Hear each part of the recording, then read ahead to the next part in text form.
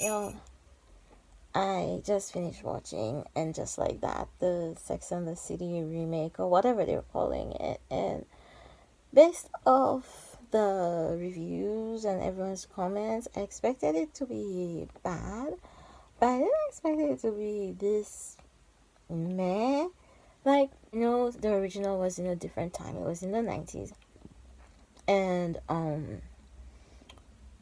for what it was like scandalous. I remember um like it was boundary pushing and all of those things because women were talking about sex. And like one of the most scandalous things they did was Carrie would wear visible bra straps. So the sex on there was pretty vanilla. Remember Samantha was the only person who did the really like out there thing. Carrie was always a prude talking about sex, who thought that made her kinky. Charlotte was always a prude who made everything about herself. Miranda was always a bitch. People would complain about Miranda being a bitch until they needed her to be a bitch for them. Um so yeah, like it was boundary pushing, but it was on HBO. Like Cinemax had a lot more risky things going on. It was just more like mainstream.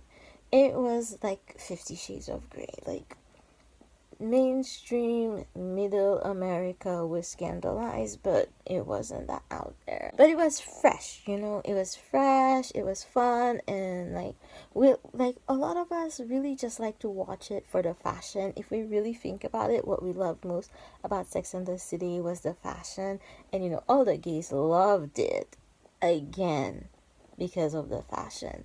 It always like it did perpetuate a lot of stereotypes, like where were the black people, the gay friend as the accessory. It perpetuated stereotypes. So it's not like we're starting in the most enlightened place, but for what it was at the time, it was what it was. That's why I think they shouldn't be bringing those shows back. Do something fresh. Like there's so many minorities, underrepresented groups that have fresh ideas. Like do something fresh. Like remake it with new young people. Well, that was Girls, and that was meh. And also, like, Girlfriends was better than Sex and the City. What's that black guy's name? Anyways, I digress. So anyway, I watched this new one, and they had to release the first two episodes together because the first episode on its own, even though, spoiler alert, Big died at the end of the episode, would not bring people back. It would not bring people back because, like, I have problems.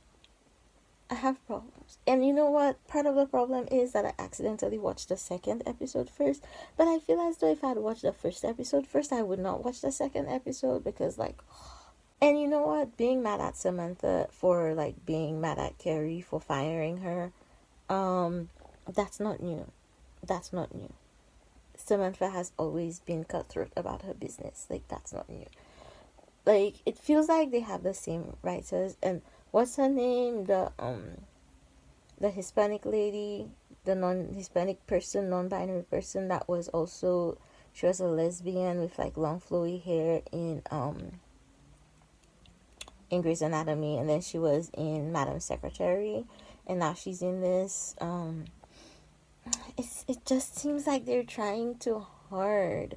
The first series did not seem like they're trying so hard. It just seems like they're just doing things to check boxes, and it's not organic and it doesn't flow. And I am not here for it. And Miranda is that bitchy bad parent. Oh my gosh. I can't, y'all. I just can't. I can't. I can't. I can't at all. I live tweeted it, and it's like, I know people like Miranda. I do. I do. They let their kids fuck around, like literally, and then they complain about it, but they don't actually do anything about it, and their kids are always right.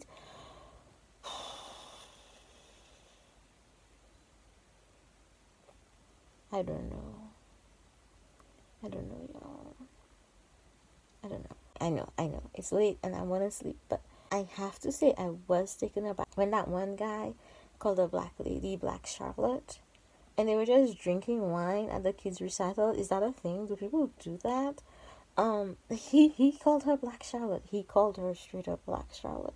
So they tried to put a little more diversity in there. There's the non-binary person, there's the Asian guy, and the three of them are doing a podcast together with Carrie, and then that's a hot mess, a hot mess. Like, didn't we expect it to be a hot mess? There's Miranda's teacher, and yo, tell me as a black person you have not met a person like Miranda who sees you and immediately starts talking about all the things she's doing to be anti-racist. That doesn't usually end well.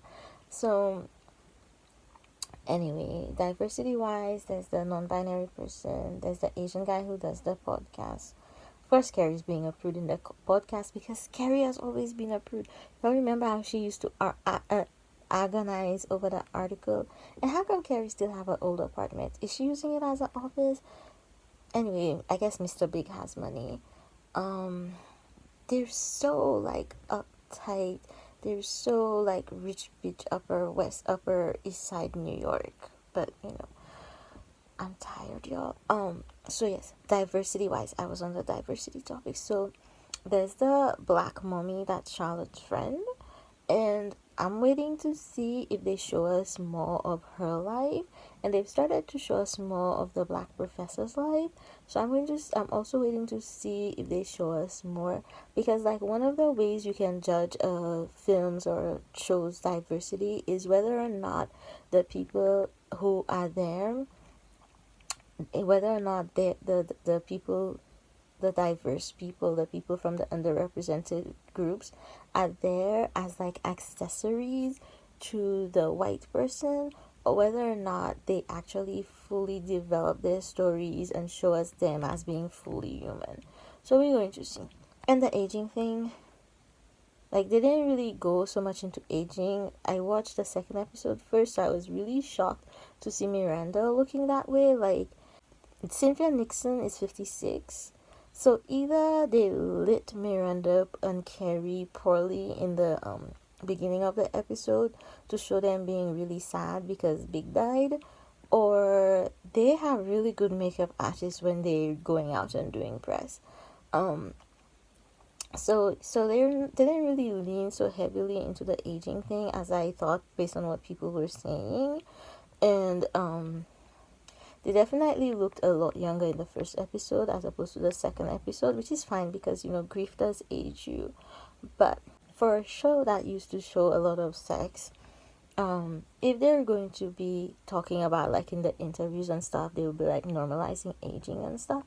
I'm waiting to see if they're going to show us old people fucking, because are they just going to show us the idea that as people get older, they become prudish and stuff? We'll see. I don't know if I'll keep doing reviews on this because, but we'll see. But for a show that was known for pushing the boundaries, like what boundaries are they really pushing, you know? Anyways, what do I know? I'm only 39, so that's it for now, y'all. It's late. I need to get this makeup off my face, so we will talk later.